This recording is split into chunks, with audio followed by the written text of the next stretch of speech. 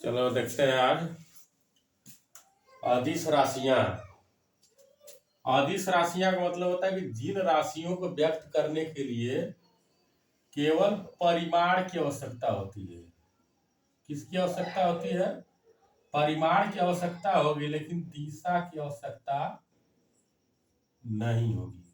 उसको क्या कहेंगे? अदिश राशियां। तो अदिश राशियों को याद करने का ट्रिक क्या होता है, ये जानना जरूरी है। तो इसका ट्रिक होता है बच्चों, उसका दाल एमएससी से आता है। उसका दाल कहां से आता है? एमएससी से आता है। तो देखो इसमें क्या क्या है। ऊ का मतलब होता है ऊर्जा।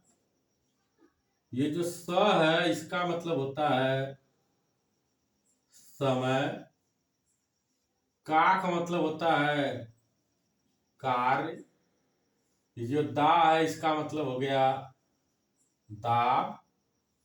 ल का मतलब हो गया लंबाई। एम एम का मतलब मास। मास मतलब द्रव्यमान। मास मतलब द्रव्यमान। यस का मतलब होता है स्पीड। स्पीड मतलब हो गया चाल। और सी का मतलब करेंट। करेंट का मतलब विद्युत धारा। ये जो से है ये साइलेंट है। और आ का मतलब जो होता है ये होता है आयतन। और उसके बाद ता का मतलब होता है ताप। ठीक।